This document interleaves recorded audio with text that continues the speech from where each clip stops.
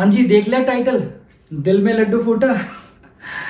चलो टाइटल देख के जो दिल च लड्डू फुटे आ तुहाडे तो तुसी इस वीडियो ने इंजॉय करोगे। ਅਸੀਂ ਅੱਜ ਗੱਲ ਕਰਾਂਗੇ ਸਟਾਕਸ ਬਾਰੇ, ਸ਼ੇਅਰਸ ਬਾਰੇ। ਗੁੱਡ ਜੇ ਤੁਸੀਂ ਥੋੜਾ ਬਹੁਤਾ ਨਾਮ ਸੁਣਿਆ ਹੋਵੇਗਾ। ਸੋ ਇਹ ਵੀ ਇੱਕ ਇਨਵੈਸਟਮੈਂਟ ਦਾ ਤਰੀਕਾ ਹੈ। ਆਪਣੀ ਚੱਜ ਦੀ ਗੱਲ ਦੀ ਪਹਿਲੀ ਵੀਡੀਓ 'ਚ ਅਸੀਂ ਡਿਸਕਸ ਕੀਤੇ ਸੀ ਕਿ ਹੋਰ ਇਨਵੈਸਟਮੈਂਟ ਦੇ ਤਰੀਕੇ ਕੀ ਨੇ ਤੇ ਉਹਨਾਂ ਦੇ ਵਿੱਚੋਂ ਇੱਕ ਸਟਾਕਸ ਵੀ ਹੈ। ਤੇ ਪਿਛਲੀ ਵੀਡੀਓ 'ਚ ਅਸੀਂ ਡਿਸਕਸ ਕੀਤਾ ਮਿਊਚੁਅਲ ਫੰਡ ਬਾਰੇ, ਬਹੁਤ ਬੇਸਿਕ 'ਚ ਦੱਸਿਆ ਹੈ ਤੇ ਆਈ ਹੋਪ ਤੁਸੀਂ ਦੇਖ ਲਈ ਹੋਣੀ ਹੈ ਵੀਡੀਓ। ਜੇ ਨਹੀਂ ਦੇਖੀ ਤਾਂ ਲਿੰਕ ਡਿਸਕ੍ਰਿਪਸ਼ਨ 'ਚ ਤੁਹਾਨੂੰ ਮਿਲ ਜਾਏਗਾ, ਤੁਸੀਂ ਦੇਖ ਸਕਦੇ ਹੋ। ਤੇ ਅੱਜ ਅਸੀਂ ਗੱਲ ਕਰਨ ਲੱਗੇ ਹਾਂ ਸਟਾਕਸ ਬਾਰੇ ਕਿ ਸ਼ੇਅਰਸ ਬਾਰੇ, ਕਿ ਸ਼ੇਅਰਸ ਹੁੰਦੇ ਕੀ ਨੇ ਤੇ ਉਹ ਕਿੱਦਾਂ ਚੱਲਦੇ ਆ। ਮਤਲਬ ਮੈਂ ਬਹੁਤ ਬੇਸਿਕ ਤੋਂ ਤੁਹਾਨੂੰ ਦੱਸਣ ਦੀ ਕੋਸ਼ਿਸ਼ ਕਰੂੰਗਾ ਕਿ ਜਿਹਦੇ ਨਾਲ ਬਹੁਤ ਸੌਖੇ ਤੋਂ ਸੌਖਾ ਤਰੀਕਾ। ਤੇ ਉਸ ਤੋਂ ਬਾਅਦ ਅਸੀਂ ਇਹ ਵੀ ਦੇਖਾਂਗੇ ਕਿ ਮਤਲਬ ਉਹਦੇ ਫਾਇਦੇ ਕੀ ਨੇ, ਕਿ ਸਟਾਕਸ 'ਚ ਇਨਵੈਸਟਮੈਂਟ ਕਰਨੀ ਕਿਉਂ ਚਾਹੀਦੀ ਹੈ। ਫਿਰ ਅਸੀਂ ਐਂਡ 'ਚ ਇਹ ਵੀ ਦੇਖਾਂਗੇ ਕਿ ਰਿਸਕ ਕੀ ਨੇ ਸਟਾਕਸ 'ਚ ਇਨਵੈਸਟ ਕਰਨ ਦੇ। ਤੇ ਉਸ ਤੋਂ ਬਾਅਦ ਮੈਂ ਤੁਹਾਨੂੰ ਇਸ ਵੀਡੀਓ ਤੋਂ ਇਹ ਨਹੀਂ ਕਹਿ ਰਿਹਾ ਕਿ ਤੁਸੀਂ ਸਟਾਕਸ 'ਚ ਇਨਵੈਸਟ ਕਰੋ, ਬਸ ਮੈਂ ਤੁਹਾਨੂੰ ਦੱਸ ਰਿਹਾ ਕਿ ਸਟਾਕ 'ਚ ਇਨਵੈਸਟਮੈਂਟ ਕਰਕੇ ਕੀ ਫਾਇਦੇ ਹੋ ਸਕਦੇ ਨੇ, ਕੀ ਨੁਕਸਾਨ ਹੋ ਸਕਦੇ ਨੇ ਤੇ ਕਿਉਂ ਕਰਨੀ ਚਾਹੀਦੀ ਹੈ। ਤੇ ਉਸ ਤੋਂ ਬਾਅਦ ਤੁਸੀਂ ਆਪਣਾ ਡਿਸੀਜਨ ਆਪ ਲੈ ਲਿਓ ਕਿ ਤੁਹਾਨੂੰ ਸਹੀ ਲੱਗਦਾ ਹੈ ਤਾਂ ਤੁਸੀਂ ਕਰ ਲਿਓ ਇਨਵੈਸਟਮੈਂਟ 'ਚ ਤੁਹਾਨੂੰ ਸਹੀ ਲੱਗਦੀ ਹੈ। ਸੋ ਵੀਡੀਓ ਦੇ ਐਂਡ ਤੱਕ ਜ਼ਰੂਰ ਬਣਿਓ, ਕੋਈ ਪਾਰਟ ਸਕਿਪ ਨਾ ਕਰਿਓ, ਮਿਸ ਨਾ ਕਰਿਓ, ਨਹੀਂ ਤਾਂ ਤੁਹਾਨੂੰ ਅਧੂਰੀ ਨੌਲੇਜ ਮਿਲੇਗੀ। ਤੇ ਸਟਾਕਸ ਦੇ ਵਿੱਚ ਇੱਕ ਚੀਜ਼ ਹੈ ਕਿ ਜੇ ਤੁਹਾਨੂੰ ਅਧੂਰੀ ਨੌਲੇਜ ਹੈਗੀ ਹੈ ਤਾਂ ਬਹੁਤ ਵੱਡਾ ਰਿਸਕ ਹੈ ਤੁਹਾਡੇ ਲਈ। ਤਾਂ ਪੈਸਾ ਕਮਾਉਣ ਦੀ ਬਜਾਏ ਤੁਸੀਂ ਪੈਸਾ ਗਵਾ ਸਕਦੇ ਹੋ। ਸੋ ਇਸ ਕਰਕੇ ਪੂਰੀ ਜਾਣਕਾਰੀ ਲਓ ਤੇ ਫਿਰ ਹੀ ਇਨਵੈਸਟਮੈਂਟ ਕਰੋ ਸਟਾਕ 'ਚ। ਸੋ ਸਾਡਾ ਪਹਿਲਾ ਪੁਆਇੰਟ ਹੈ ਵਾਟ ਇਜ਼ ਸਟਾਕ ਜਾਂ ਸ਼ੇਅਰ। ਠੀਕ ਹੈ, ਤੇ ਇਹਦਾ ਇੱਕ ਐਗਜ਼ਾਮਪਲ ਮੈਂ ਤੁਹਾਨੂੰ ਦਿੰਦਾ ਪਹਿਲਾਂ। ਆ ਸਪੋਜ਼ ਕਰੋ ਇੱਕ ਪੀਜ਼ਾ ਹੈ, ਪੀਜ਼ਾ ਤਾਂ ਆਪਾਂ ਸਾਰੇ ਹੀ ਖਾਂਦੇ ਹਾਂ। ਠੀਕ ਹੈ, ਇਹਦੇ ਕੁਝ ਹਿੱਸੇ ਹੋ ਗਏ ਤਾਂ ਇਹ ਹਿੱਸਾ, ਇੱਕ ਹਿੱਸਾ ਕੀ ਬਣਦਾ, ਇਹ ਸ਼ੇਅਰ ਹੁੰਦਾ ਇੱਕ। ਠੀਕ ਹੈ, ਜਿਹਨੂੰ ਆਪਾਂ ਕਹਿੰਦੇ ਕਿ ਤੁਸੀਂ ਜੇ ਇੱਕ ਹਿੱਸਾ ਖਾਇਆ ਪੀਜ਼ੇ 'ਚੋਂ ਤਾਂ ਇੱਕ ਸ਼ੇਅਰ ਹੋ ਗਿਆ ਤੁਹਾਡਾ। ਇਦਾਂ ਹੀ ਹੋਰ ਸਾਰੇ ਸ਼ੇਅਰ ਹੈਗੇ ਆ, ਇਹ ਵੀ ਇੱਕ ਹਿੱਸਾ ਇੱਕ ਹਿੱਸਾ ਇੱਕ ਹਿੱਸਾ, ਇਹ ਸਾਰੇ ਹਿੱਸੇ ਨੇ। ਇਹ ਸਾਰੇ ਹਿੱਸੇ ਮਿਲਾ ਕੇ ਬਣ ਗਿਆ ਇੱਕ ਪੀਜ਼ਾ। ਤਾਂ ਉਦਾਂ ਹੀ ਹੁੰਦੇ ਆ ਸਟਾਕ ਤੇ ਸ਼ੇਅਰ ਕਿ ਇਹ ਪੂਰਾ ਪੀਜ਼ਾ ਸਪੋਜ਼ ਕਰ ਲਓ ਹੁੰਦਾ ਹੈ ਇੱਕ ਕੰਪਨੀ, ਤੇ ਉਹਦੇ ਵਿੱਚੋਂ ਜੇ ਤੁਸੀਂ ਇੱਕ ਹਿੱਸੇ 'ਚ ਹਿੱਸੇਦਾਰੀ ਕਰ ਲਈ ਤੇ ਉਹ ਇੱਕ ਬਣੇਗਾ ਸ਼ੇਅਰ। ਤੇ ਇਦਾਂ ਹੀ ਕੰਪਨੀ ਦੇ ਹੋਰ ਬਹੁਤ ਸ਼ੇਅਰ ਹੋਣਗੇ ਤਾਂ ਉਹ ਸਾਰੇ ਸ਼ੇਅਰ ਮਿਲਾ ਕੇ, ਸਾਰੇ ਹਿੱਸੇ ਮਿਲਾ ਕੇ ਬਣਦਾ ਹੈ ਸਟਾਕਸ। ਤਾਂ ਕੰਪਨੀ ਦੇ ਬੇਸਿਕਲੀ ਮਤਲਬ ਇਹ ਸਾਰੇ ਸਟਾਕ ਨੇ। ਤੇ ਤੁਸੀਂ ਕੋਈ ਇੱਕ ਸਟਾਕ ਲਿਆ ਤਾਂ ਉਹ ਤੁਹਾਡਾ ਹਿੱਸਾ ਹੋ ਗਿਆ, ਇਸ ਕਰਕੇ ਉਹ ਬਣ ਗਿਆ ਸ਼ੇਅਰ। ਸੋ ਆਪਾਂ ਸ਼ੇਅਰ ਨੂੰ ਇਹ ਕਹਿ ਸਕਦੇ ਹਾਂ ਕਿ ਤੁਸੀਂ ਕੰਪਨੀ ਦੇ ਵਿੱਚ ਕੁਝ ਹਿੱਸੇਦਾਰੀ ਜੋ ਕੀਤੀ ਹੈ ਉਹ ਤੁਹਾਡਾ ਸ਼ੇਅਰ ਹੈ, ਉਹ ਤੁਹਾਡਾ ਹਿੱਸਾ ਹੈ ਇਸ ਕੰਪਨੀ 'ਚ। ਸਟਾਕ ਹੁੰਦਾ ਹੈ ਕਲੈਕਸ਼ਨ ਆਫ ਸ਼ੇਅਰ, ਮਤਲਬ ਕਿ ਸਾਰੇ ਸ਼ੇਅਰਸ ਨੂੰ ਇਕੱਠਾ ਕਰਕੇ ਜੋ ਬਣਦਾ ਉਹਨੂੰ ਆਪਾਂ ਸਟਾਕਸ ਕਹਿੰਦੇ ਆ। ਤਾਂ ਇਸ ਕੰਪਨੀ ਦੇ ਇਹ ਸਾਰੇ ਸਟਾਕਸ ਨੇ, 1 2 3 4 5 6 7। ਇਸ ਕੰਪਨੀ ਦੇ ਜਿੱਦਾਂ ਇਹ 7 ਸਟਾਕ ਨੇ। ਜੇ ਆਪਾਂ ਪੀਜ਼ਾ ਨੂੰ 7 'ਚ ਵੰਡੀਏ, ਵੈਸੇ 8 'ਚ ਵੰਡਿਆ ਜਾਂਦਾ ਪੀਜ਼ਾ ਜਾਂ 6 'ਚ, ਤਾਂ ਪਰ ਆਪਾਂ 7 'ਚ ਵੰਡਿਆ ਗਿਆ ਕਿਸੇ ਤਰ੍ਹਾਂ, ਚਲੋ ਕੋਈ ਨਾ।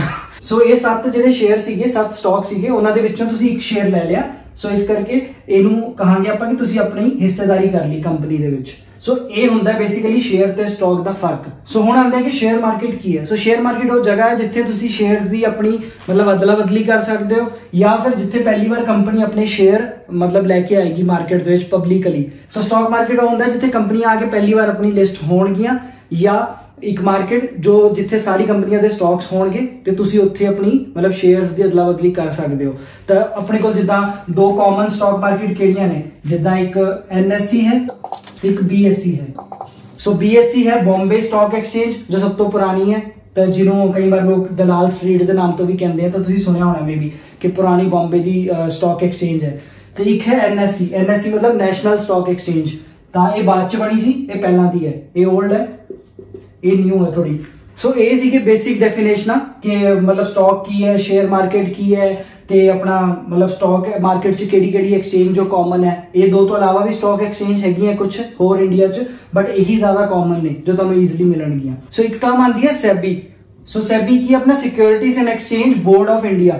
ਸੋ ਇੱਥੇ ਕੀ ਹੁੰਦਾ ਹੈ, ਇਹ ਮਤਲਬ ਜਿਹੜੀ ਆਪਣੀ ਉਹ NSE ਹੈ ਜਾਂ ਜਿਹੜੀ BSE ਹੈ, ਇਹਨਾਂ ਨੂੰ ਰੈਗੂਲੇਟ ਕਰਨ ਲਈ ਗਵਰਨਮੈਂਟ ਦੀ ਬੋਡੀ ਹੈ ਮਤਲਬ ਬਣੀ ਹੋਈ, ਤਾਂ ਕਿ ਇਹਨਾਂ ਤੇ ਥੋੜਾ ਕੰਟਰੋਲ ਕਰਿਆ ਜਾ ਸਕੇ। ਸੋ ਦੂਜਾ ਪੁਆਇੰਟ ਹੈ ਸਾਡਾ ਕਿ why to invest in stocks, ਕਿ ਸ਼ੇਅਰ 'ਚ ਇਨਵੈਸਟ ਕਰਨਾ ਕਿਉਂ ਚਾਹੀਦਾ ਸਟਾਕ ਮਾਰਕੀਟ 'ਚ। ਤੇ ਉਹਦੇ ਮੈਂ ਤੁਹਾਨੂੰ 6 ਰੀਜ਼ਨ ਦਊਂਗਾ ਤੇ ਉਹ ਸਮਝ ਕੇ ਫਿਰ ਤੁਸੀਂ ਆਪਣੀ ਮਰਜ਼ੀ ਨਾਲ ਡਿਸੀਜਨ ਲੈ ਸਕਦੇ ਹੋ ਕਿ ਤੁਹਾਨੂੰ ਕਰਨਾ ਹੈ ਕਿ ਨਹੀਂ ਕਰਨਾ। ਸੋ ਪਹਿਲਾ ਰੀਜ਼ਨ ਹੈ ਗਰੋਥ, ਮਤਲਬ ਤੁਸੀਂ ਆਪਣੇ ਪੈਸੇ ਨੂੰ ਗਰੋ ਕਰਨਾ ਹੈ। ਮਤਲਬ ਇਹ ਨਹੀਂ ਹੈ ਕਿ ਸਿਰਫ ਥੋੜਾ ਬਹੁਤਾ ਹੀ ਪਿਆ ਬੈਂਕਾਂ 'ਚ ਉਨਾ ਹੀ ਰਹੇਗਾ, ਸਟਾਕਸ 'ਚ ਲਾਓਗੇ ਤਾਂ ਪੈਸਾ ਗਰੋ ਕਰੇਗਾ। ਤੇ ਉਹਦਾ ਮੈਂ ਤੁਹਾਨੂੰ ਇੱਕ ਐਗਜ਼ਾਮਪਲ ਦਿੰਦਾ। ਤੁਸੀਂ ਸਾਰਿਆਂ ਨੇ ਮਤਲਬ ਚਵਨਪ੍ਰਾਸ਼ ਸ਼ਹਿਦ ਇਹ ਸਭ ਤਾਂ ਖਾਦਾ ਹੀ ਹੁੰਦਾ, ਤਾਂ ਉਹ ਕਿਹੜੀ ਕੰਪਨੀ ਦਾ ਹੈ? ਉਹ ਹੈ ਡਾਬਰ ਕੰਪਨੀ ਦਾ। ਠੀਕ ਹੈ, ਤੇ ਡਾਬਰ ਕੰਪਨੀ ਦਾ ਸ਼ੇਅਰ ਵੀ ਹੈਗਾ, ਸਟਾਕ ਵੀ ਹੈਗਾ ਮਾਰਕੀਟ 'ਚ।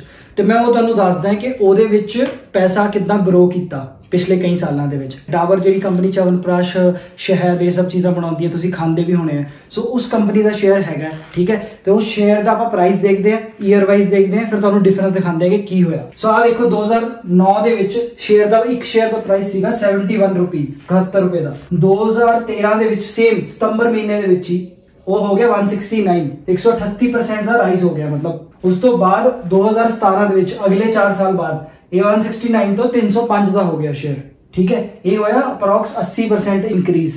ਹੁਣ ਇੱਥੋਂ 2017 ਤੋਂ 2021 ਦੇ ਵਿੱਚ ਡਾਬਰ ਸ਼ੇਅਰ ਦਾ ਪ੍ਰਾਈਸ 640 ਹੈ, ਔਰ ਇੱਥੋਂ ਵੀ 109% ਵਧਿਆ।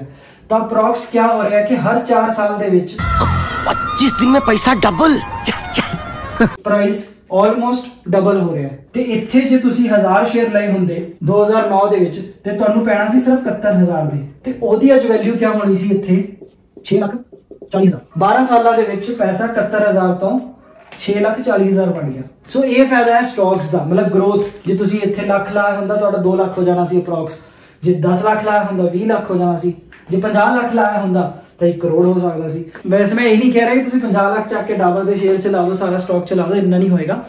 ਬਟ ਇੱਕ ਰਫ ਐਗਜ਼ਾਮਪਲ ਕਿ ਜਿੰਨਾ ਵੀ ਤੁਸੀਂ ਇਨਵੈਸਟ ਕਰੋਗੇ ਵਧੀਆ ਸਟਾਕਸ ਦੇ ਵਿੱਚ, ਜੇ ਉਹ ਇਦਾਂ ਗਰੋ ਕਰਨਗੇ ਤਾਂ ਤੁਹਾਡਾ ਪੈਸਾ ਵੀ ਗਰੋ ਹੋਏਗਾ ਨਾਲ ਨਾਲ। ਇੰਨਾ ਤੁਹਾਨੂੰ ਕਿਤੇ ਹੋਰ ਨਹੀਂ ਮਿਲਣਾ। ਕੋਈ FD ਹੋਗੀ ਜਾਂ ਇਵਨ ਮਿਊਚੁਅਲ ਫੰਡ 'ਚ ਵੀ ਇੰਨਾ ਮੇਬੀ ਨਾ ਮਿਲੇ। ਕਈ ਵਾਰ ਸਟਾਕਸ ਹੀ ਹੁੰਦੇ ਆ ਜਿੱਥੇ ਕਾਫੀ ਕੰਪਨੀ ਦੀ ਗਰੋਥ ਦੇ ਨਾਲ ਤੁਹਾਡਾ ਪੈਸਾ ਵੀ ਗਰੋ ਕਰ ਜਾਂਦਾ। ਇਸ ਕਰਕੇ ਆਪਣਾ ਪਹਿਲਾ ਪੁਆਇੰਟ ਹੈ ਕਿ ਇਨਵੈਸਟ ਕਿਉਂ ਕਰਨਾ ਚਾਹੀਦਾ ਸਟਾਕਸ 'ਚ, ਕਿਉਂਕਿ ਗਰੋਥ ਹੁੰਦੀ ਹੈ ਪੈਸੇ ਦੀ। ਸੋ ਦੂਜਾ ਪੁਆਇੰਟ ਕੀ ਹੈ ਇਨਵੈਸਟ ਕਰਨ ਦਾ, ਹਾਈ ਰਿਟਰਨਸ। ਅਪਰੋਕਸ 4 ਸਾਲ ਵਿੱਚ ਪੈਸਾ ਡਬਲ ਹੋਣਾ ਮਤਲਬ 100% ਤੁਹਾਨੂੰ ਪ੍ਰੋਫਿਟ ਆ ਰਿਹਾ ਹੈ, ਠੀਕ ਹੈ।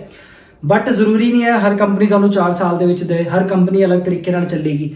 ਹਾਈ ਰਿਟਰਨ ਦਾ ਇੱਥੇ ਮਤਲਬ ਹੈ ਕਿ ਕੁਝ ਕੰਪਨੀਆਂ ਤੁਹਾਨੂੰ 1 ਸਾਲ ਦੇ ਵਿੱਚ ਵੀ ਪੈਸਾ ਡਬਲ ਕਰ ਸਕਦੀਆਂ ਨੇ, 100% ਦੇ ਸਕਦੀਆਂ ਨੇ। ਕੁਝ ਕੰਪਨੀਆਂ ਤੁਹਾਨੂੰ 1 ਮਹੀਨੇ ਦੇ ਵਿੱਚ ਵੀ ਪੈਸਾ ਡਬਲ ਕਰ ਸਕਦੀਆਂ ਨੇ, ਇਦਾਂ ਦੀ ਵੀ ਬਹੁਤ ਕੰਪਨੀਆਂ ਨੇ। ਇਸ ਕਰਕੇ ਸਟਾਕਸ ਦੇ ਵਿੱਚ ਇਨਵੈਸਟ ਕਰਨ ਦਾ ਫਾਇਦਾ ਇਹ ਹੈ ਕਿ ਹਾਈ ਰਿਟਰਨ ਤੁਹਾਨੂੰ ਮਿਲ ਸਕਦੇ ਆ ਕਮ ਟਾਈਮ ਦੇ ਵਿੱਚ। ਇਹ ਰਿਸਕੀ ਸਟਾਕਸ ਹੋਣਗੇ ਬਹੁਤ ਜ਼ਿਆਦਾ, ਤਾਂ ਉਹ ਤਾਂ ਤੁਸੀਂ ਬਹੁਤ ਨੌਲੇਜ ਲੈਣ ਤੋਂ ਬਾਅਦ ਹੀ ਸਮਝ ਪਾਓਗੇ। ਸੋ ਤੀਜਾ ਪੁਆਇੰਟ ਹੈ ਆਪਣਾ ਵੈਲਥ, ਕਿ ਵੈਲਥ ਇਕੱਠੀ ਹੁੰਦੀ ਹੈ, ਆਪਣੀ ਐਕੂਮੂਲੇਟ ਹੁੰਦੀ ਹੈ। ਜਿੱਦਾਂ ਮੈਂ ਤੁਹਾਨੂੰ ਦੱਸਿਆ, ਤੁਸੀਂ ਉਸ ਸਮੇਂ ਪਹਿਲਾਂ 71000 ਲਾਇਆ ਡਾਬਰ ਦੇ ਵਿੱਚ, ਉਹ 6,40,000 ਹੋ ਗਿਆ 8-10 ਸਾਲਾਂ ਦੇ ਵਿੱਚ, ਤਾਂ ਤੁਹਾਡਾ ਪੈਸਾ ਇਕੱਠਾ ਹੋ ਰਿਹਾ। ਸੋ ਵੈਲਥ ਇਕੱਠਾ ਕਰਨ ਦੇ ਵਿੱਚ ਵੀ ਸਟਾਕ ਤੁਹਾਡੀ ਹੈਲਪ ਕਰਦੇ ਆ। ਸੋ ਚੌਥਾ ਪੁਆਇੰਟ ਹੈ ਇਨਫਲੇਸ਼ਨ ਬੀਟ। ਸੋ ਇਨਫਲੇਸ਼ਨ ਮਤਲਬ ਜੋ ਮਹਿੰਗਾਈ ਵਧ ਰਹੀ ਹੈ ਉਹਨੂੰ ਤੁਸੀਂ ਆਰਾਮ ਨਾਲ ਬੀਟ ਕਰ ਸਕਦੇ ਹੋ। ਤੁਹਾਡਾ ਪੈਸਾ ਇੰਨਾ ਇਕੱਠਾ ਹੋ ਜਾਏਗਾ ਕਿ ਕੁਝ ਸਾਲਾਂ ਬਾਅਦ ਜੇ ਮਹਿੰਗਾਈ ਜ਼ਿਆਦਾ ਵੱਧ ਵੀ ਜਾਂਦੀ ਹੈ ਸਟਿਲ ਉਸ ਪੈਸੇ ਦੀ ਵੈਲਿਊ ਰਹੇਗੀ। ਸੋ ਡਿਵੀਡੈਂਡਸ ਕੀ ਹੁੰਦਾ ਹੈ? ਡਿਵੀਡੈਂਡਸ ਹੁੰਦਾ ਹੈ ਕਿ ਕੰਪਨੀ ਜੋ ਪ੍ਰੋਫਿਟ ਕਮਾ ਰਹੀ ਹੈ, ਤੁਸੀਂ ਕਿਉਂਕਿ ਸਟਾਕ ਲੈ ਰਹੇ ਹੋ, ਸਟਾਕ ਕੰਪਨੀ ਦਾ ਹੀ ਹੁੰਦਾ ਹੈ, ਸ਼ੇਅਰ ਕੰਪਨੀ ਦਾ ਹੀ ਹੁੰਦਾ ਹੈ, ਠੀਕ ਹੈ।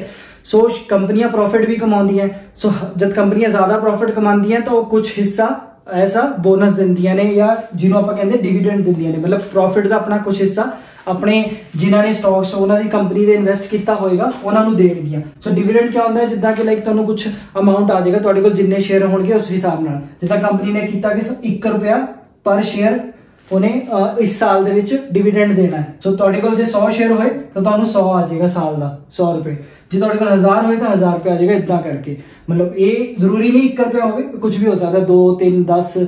ਕਈ ਕੰਪਨੀਆਂ ਪੈਸੇ 'ਚ ਵੀ ਦਿੰਦੀ ਹੈ, ਤਾਂ ਡਿਪੈਂਡ ਕਰਦਾ ਹੈ, ਪਰਸੈਂਟੇਜ ਤੇ ਡਿਪੈਂਡ ਕਰਦਾ ਹੈ ਕਿ ਕੰਪਨੀ ਨੂੰ ਕਿੰਨਾ ਪ੍ਰੋਫਿਟ ਹੋਇਆ ਤੇ ਉਹ ਕਿੰਨਾ ਦੇ ਸਕਦੀ ਹੈ ਅੱਗੇ ਇਨਵੈਸਟਰਸ ਨੂੰ, ਠੀਕ ਹੈ। ਸੋ 6ਵਾਂ ਸਾਡਾ ਪੁਆਇੰਟ ਹੈ ਬੋਨਸ ਜਾਂ ਸਪਲਿਟਸ। ਸੋ ਬੋਨਸ ਕੀ ਹੈ? ਜਿੱਦਾਂ ਹੁਣ ਇਹੀ ਡਿਵੀਡੈਂਡ, ਜੇ ਕੰਪਨੀ ਜ਼ਿਆਦਾ ਪਰਸੈਂਟੇਜ ਪ੍ਰੋਫਿਟ ਅਰਨ ਕਰ ਰਹੀ ਹੈ, ਕਈ ਵਾਰ ਕੰਪਨੀਆਂ ਬਹੁਤ ਜ਼ਿਆਦਾ ਪ੍ਰੋਫਿਟ ਅਰਨ ਕਰਦੀਆਂ, ਫਿਰ ਉਹ ਕੀ ਕਰਦੀਆਂ? ਤੁਹਾਨੂੰ ਐਕਸਟਰਾ ਸ਼ੇਅਰ ਦੇ ਦਿੰਦੀਆਂ। ਮਤਲਬ ਤੁਹਾਡੇ ਕੋਲ ਜਿੱਦਾਂ 2 ਸ਼ੇਅਰ ਪਏ ਹੈ ਤਾਂ ਉਹ ਕਹਿਣਗੇ ਕਿ 2 ਤੇ ਅਸੀਂ ਤੁਹਾਨੂੰ 1 ਸ਼ੇਅਰ ਹੋਰ ਦੇ ਦਾਂਗੇ, ਠੀਕ ਹੈ। ਤੇ ਤੁਹਾਡੇ ਕੋਲ ਜੇ ਇਦਾਂ ਦੇ 100 ਸ਼ੇਅਰ ਹੋਏ ਤਾਂ ਤੁਹਾਨੂੰ 50 ਸ਼ੇਅਰ ਹੋਰ ਮਿਲ ਜਾਣਗੇ। ਤੇ ਸਪਲਿਟਸ ਹੁੰਦਾ ਹੈ ਕਿ ਕੰਪਨੀ ਆਪਣੇ ਸ਼ੇਅਰ ਨੂੰ ਸਪਲਿਟ ਕਰਦੀ ਹੈ ਕਿ 1 ਸ਼ੇਅਰ ਨੂੰ ਉਹਨੇ ਅੱਗੇ ਮਤਲਬ 5 ਸ਼ੇਅਰ 'ਚ ਵੰਡ ਦਿੱਤਾ, ਤੇ ਤੁਹਾਡੇ ਕੋਲ ਜੇ 1 ਸ਼ੇਅਰ ਹੋਏਗਾ ਤਾਂ ਤੁਹਾਡੇ ਹੁਣ 5 ਸ਼ੇਅਰ ਹੋ ਜਾਣਗੇ। ਤਾਂ ਇਦਾਂ ਵੀ ਤੁਹਾਨੂੰ ਬਹੁਤ ਪ੍ਰੋਫਿਟ ਹੋ ਸਕਦਾ ਹੈ। ਤੇ ਫਿਲਹਾਲ ਲਈ ਤੁਸੀਂ ਇਹ ਦੇਖੋ ਕਿ ਇਹ 6 ਪੁਆਇੰਟਸ ਨੇ ਜਿਨ੍ਹਾਂ ਕਰਕੇ ਮਤਲਬ ਸਟਾਕਸ 'ਚ ਇਨਵੈਸਟਮੈਂਟ ਬਹੁਤ ਜ਼ਰੂਰੀ ਹੈ, ਮੇਰੇ ਹਿਸਾਬ ਨਾਲ ਕਰਨੀ ਚਾਹੀਦੀ ਹੈ। ਥੋੜੀ ਬਹੁਤੀ ਕਰਨੀ ਚਾਹੀਦੀ ਹੈ, ਹਰੇਕ ਨੂੰ ਸਮਝਣਾ ਚਾਹੀਦਾ ਪਹਿਲਾਂ ਕਿ ਕਿੱਦਾਂ ਇਨਵੈਸਟ ਕਰਨਾ ਹੈ, ਫਿਰ ਤਾਂ ਕਿ ਤੁਸੀਂ ਇਹ ਸਾਰੇ ਬੈਨੀਫਿਟ ਲੈ ਸਕੋ। ਹੁਣ ਇਹ ਬੋਨਸ ਕਿੱਦਾਂ ਚੱਲਦਾ ਇਹਦਾ ਮੈਂ ਤੁਹਾਨੂੰ ਇੱਕ ਐਗਜ਼ਾਮਪਲ ਦਊਂਗਾ ਅਜੇ, ਫਿਰ ਤੁਹਾਨੂੰ ਸਮਝ ਆਏਗਾ ਕਿ ਬੋਨਸ ਦਾ ਫਾਇਦਾ ਕੀ ਹੈ। ਹਾਂਜੀ, ਸੋ ਹੁਣ ਅਸੀਂ ਦੇਖਣ ਲੱਗੇ ਹਾਂ ਇਨਫੋਸਿਸ ਦੇ ਬੋਨਸ ਹਿਸਟਰੀ ਬਾਰੇ। ਇਨਫੋਸਿਸ ਇੱਕ IT ਕੰਪਨੀ ਹੈ। ਉਹਨੇ ਆਪਣਾ 1993 ਦੇ ਵਿੱਚ ਪਹਿਲੀ ਵਾਰ ਆਪਣਾ IPO ਲੈ ਕੇ ਆਏ ਸੀ। ਮਤਲਬ ਪਹਿਲੀ ਵਾਰ ਉਹਨਾਂ ਨੇ ਆਪਣਾ ਸ਼ੇਅਰ ਨੂੰ ਲਿਸਟ ਕੀਤਾ ਸੀ ਸਟਾਕ ਮਾਰਕੀਟ ਦੇ ਵਿੱਚ। 95 ਰੁਪਏ ਪਰ ਸ਼ੇਅਰ ਦਾ ਇੱਕ ਸ਼ੇਅਰ ਦਾ ਪ੍ਰਾਈਸ ਸੀਗਾ ਉਸ ਸਮੇਂ। ਤੇ 95 ਰੁਪਏ ਦੇ ਜੇ ਤੁਸੀਂ ਉਸ ਸਮੇਂ 100 ਸ਼ੇਅਰ ਲਏ ਹੁੰਦੇ ਤਾਂ ਤੁਹਾਡੇ 9500 ਰੁਪਏ ਲੱਗਣੇ ਸੀਗੇ, ਠੀਕ ਹੈ। ਸੋ 1993 ਦੇ ਵਿੱਚ 100 ਸ਼ੇਅਰ ਹੁੰਦੇ ਤੁਹਾਡੇ ਕੋਲ। ਫਿਰ ਉਸ ਤੋਂ ਬਾਅਦ ਕੰਪਨੀ ਨੇ 1994 ਦੇ ਵਿੱਚ ਦੇਖ ਸਕਦੇ ਹੋ ਤੁਸੀਂ ਬੋਨਸ ਦਿੱਤਾ ਇੱਥੇ 1:1 ਦਾ। ਸੋ ਤੁਹਾਡੇ ਹੋ ਗਏ 200 ਸ਼ੇਅਰ, ਮਤਲਬ ਇੱਕ ਦੇ ਉੱਪਰ ਇੱਕ ਸ਼ੇਅਰ ਤੁਹਾਨੂੰ ਕੰਪਨੀ ਨੇ ਦਿੱਤਾ। ਤੁਹਾਡੇ ਹੋ ਗਏ 200, ਫਿਰ ਉਸ ਤੋਂ ਬਾਅਦ 1997 ਦੇ ਵਿੱਚ ਹੋ ਗਏ 400 ਜਦ ਕੰਪਨੀ ਨੇ ਫਿਰ 1:1 ਦਿੱਤਾ। ਉਸ ਤੋਂ ਬਾਅਦ 1999 ਦੇ ਵਿੱਚ ਕੰਪਨੀ ਨੇ ਬੋਨਸ ਦਿੱਤਾ, ਸੋ ਫਿਰ ਤੁਹਾਡੇ ਹੋ ਗਏ 800 ਸ਼ੇਅਰ। ਤੇ ਉਸੇ ਸਾਲ ਕੰਪਨੀ ਨੇ ਫਿਰ ਸਪਲਿਟ ਵੀ ਕਰਤੇ ਆਪਣੇ ਸ਼ੇਅਰ, ਮਤਲਬ ਆਪਣੇ ਇੱਕ ਸ਼ੇਅਰ ਨੂੰ ਉਹਨਾਂ ਨੇ 2 ਸ਼ੇਅਰ ਦੇ ਵਿੱਚ ਵੰਡਤਾ। ਸੋ 800 ਸ਼ੇਅਰ ਤੁਹਾਡੇ ਕੋਲ ਸੀਗੇ, ਉਹ 800 ਬਣ ਗਏ 1600 ਸ਼ੇਅਰ। 6400 ਸ਼ੇਅਰ ਹੋ ਗਏ ਜਦ ਉਹਨਾਂ ਨੇ 3:1 ਦਾ ਬੋਨਸ ਦਿੱਤਾ, ਮਤਲਬ ਇੱਕ ਸ਼ੇਅਰ ਦੇ ਉੱਪਰ ਉਹਨਾਂ ਨੇ 3 ਸ਼ੇਅਰ ਦਿੱਤੇ ਤੁਹਾਨੂੰ। ਇੱਦਾਂ ਹੀ ਫਿਰ ਕਰਦੇ 2018 ਦੇ ਵਿੱਚ ਜੋ ਉਹਨਾਂ ਨੇ ਲਾਸਟ ਬੋਨਸ ਦਿੱਤਾ, ਸੋ ਉਹਦੇ ਵਿੱਚ ਤੁਹਾਨੂੰ ਹੋ ਗਏ 1,24,100 ਸ਼ੇਅਰ। ਤੇ 1993 ਦੇ ਵਿੱਚ ਤੁਸੀਂ ਸਿਰਫ 9500 ਰੁਪਏ ਦੇ 100 ਸ਼ੇਅਰ ਲਏ ਸੀਗੇ, ਤੇ ਅੱਜ ਸ਼ੇਅਰ ਵੱਧ ਕੇ ਸ਼ੇਅਰ ਦੀ ਕੁਆਂਟੀਟੀ ਤੁਹਾਡੀ 100 ਤੋਂ ਹੋ ਗਈ 1,24,100। ਸੋ ਕੁਆਂਟੀਟੀ ਤਾਂ ਹੋ ਗਈ 1,24,100 ਸ਼ੇਅਰ। ਹੁਣ ਇਹਦੀ ਵੈਲਿਊ ਦੇਖੀਏ ਕਿ ਇਹਦੀ ਵੈਲਿਊ ਕਿੰਨੀ ਬਣੀ। ਤੁਸੀਂ ਲਾਏ ਸੀ 9500 ਰੁਪਏ ਤੇ ਉਹਦੀ ਵੈਲਿਊ ਕਿੰਨੀ ਬਣ ਗਈ ਹੈ, ਇਹ ਹੁਣ ਗਿਣਤੀ ਕਰਕੇ ਦੇਖ ਲਓ, ਮਤਲਬ ਕਿੰਨੀ ਜ਼ੀਰੋ ਨੇ, 3 3 6 1 7 7 ਜ਼ੀਰੋ ਤੇ ਕਰੋੜ ਹੁੰਦਾ ਹੈ, ਤਾਂ ਇਹ ਵੈਲਿਊ ਹੋ ਗਈ ਹੈ 7 crore. Oh my God! Wow! ਤੁਸੀਂ ਲਾਏ 9500 ਤੇ ਕਿੰਨੇ ਸਾਲ ਪਹਿਲਾਂ? 25 ਸਾਲ। 25 ਸਾਲਾਂ ਦੇ ਵਿੱਚ 9500 ਰੁਪਏ ਬਣ ਗਿਆ 7 ਕਰੋੜ, ਅੱਗੇ 23 ਲੱਖ, ਠੀਕ ਹੈ ਅਪਰੋਕਸ। ਇਹ ਤਾਂ ਸਿਰਫ ਵੈਲਿਊ ਬਣੀ। ਉਸ ਤੋਂ ਬਾਅਦ ਮੈਂ ਤੁਹਾਨੂੰ ਪਿੱਛੇ ਜੇ ਦੱਸਿਆ ਕਿ ਕੰਪਨੀ ਡਿਵੀਡੈਂਡ ਵੀ ਦਿੰਦੀ ਹੈ। ਹੁਣ ਤੁਹਾਡੇ ਕੋਲ 1,24,100 ਸ਼ੇਅਰ ਨੇ, ਮੰਨ ਲਓ ਜੇ ਕੰਪਨੀ ਨੇ 1 ਰੁਪਇਆ ਡਿਵੀਡੈਂਡ ਦਿੱਤਾ ਤੇ ਤੁਹਾਨੂੰ ਆਏਗਾ ਮਤਲਬ 1,24,100 ਰੁਪਇਆ ਡਿਵੀਡੈਂਡ ਉਸ ਸਾਲ ਦਾ। ਇਦਾਂ ਹੀ ਐਨੂਅਲ ਡਿਵੀਡੈਂਡ ਮਿਲਾ ਮਿਲੂ ਕੇ ਇੰਨਾ ਤੁਸੀਂ ਮਤਲਬ ਅਪਰੋਕਸ 17 ਲੱਖ ਰੁਪਇਆ ਕਮਾ ਲਿਆ ਹੋਣਾ ਹੈ। ਤੇ ਇੱਕ ਗੱਲ ਹੋਰ, ਸ਼ੇਅਰ ਦੀ ਵੈਲਿਊ ਇਸ ਸਮੇਂ 700 ਦੇ ਨੇੜੇ ਤੇੜੇ ਸੀਗੀ। ਜੇ ਤੁਸੀਂ ਹੁਣ ਦਾ ਜਾ ਕੇ ਮਾਰਕੀਟ ਪ੍ਰਾਈਸ ਦੇਖੋਗੇ, ਇਸ ਸਮੇਂ 700 ਸੀਗੀ ਤਾਂ ਇੱਥੇ 7 ਕਰੋੜ ਬਣ ਰਿਹਾ ਸੀ, ਤੇ ਹੁਣ ਉਹਦੀ ਵੈਲਿਊ ਹੈਗੀ ਅਪਰੋਕਸ 16 ਕਰੋੜ, ਜੇ 1600 ਦਾ ਸ਼ੇਅਰ ਹੈਗਾ। ਤਾਂ 9500 ਰੁਪਏ ਤੁਹਾਡੇ ਲਾਏ 2018 ਦੇ ਵਿੱਚ 7 ਕਰੋੜ ਸੀਗੇ, ਤੇ 2021 ਦੇ ਵਿੱਚ ਇਸ ਟਾਈਮ ਤੇ ਉਹ ਬਣ ਗਏ 16 ਕਰੋੜ ਰੁਪਏ।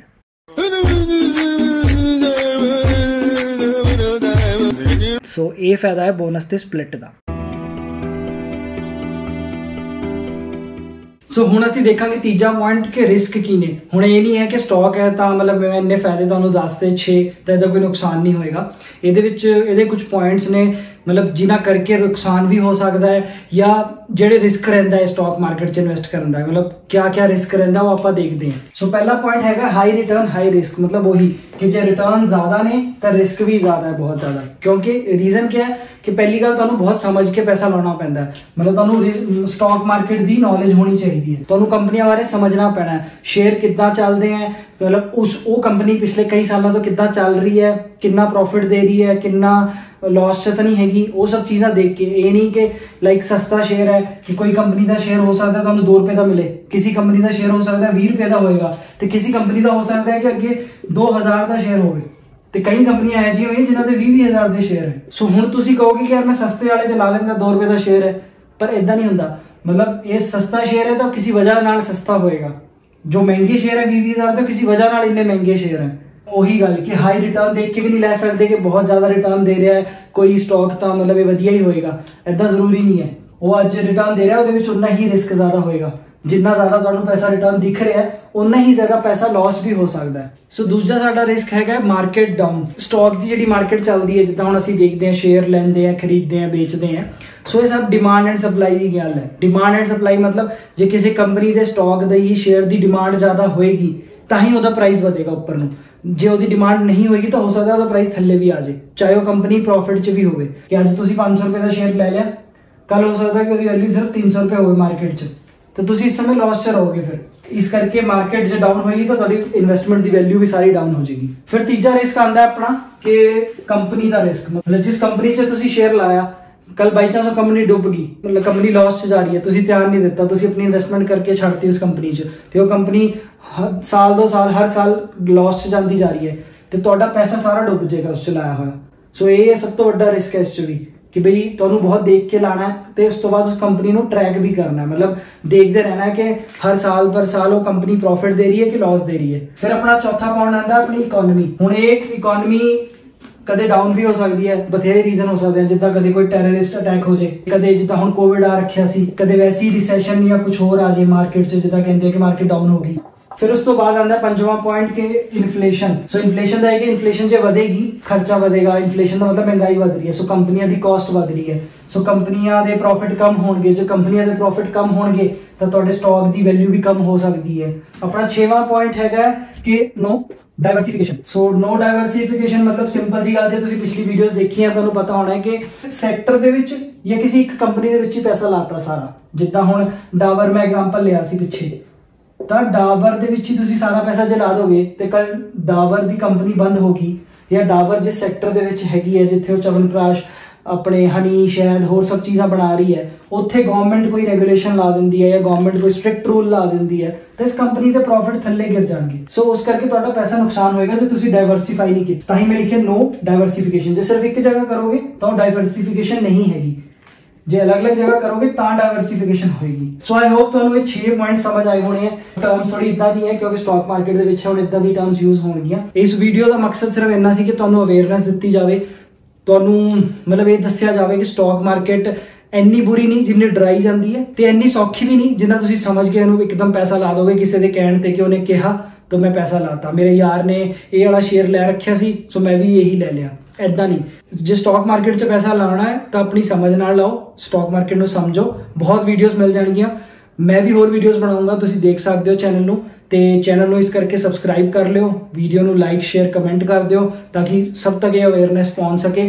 सो मैं अपना रोल अदा कर रहा, तुसीं भी अपना रोल अदा करो, वीडियो नूं शेयर करो ताकि सब दा भला हो सके, स्पैशली पंजाबी अपनी कम्युनिटी दा।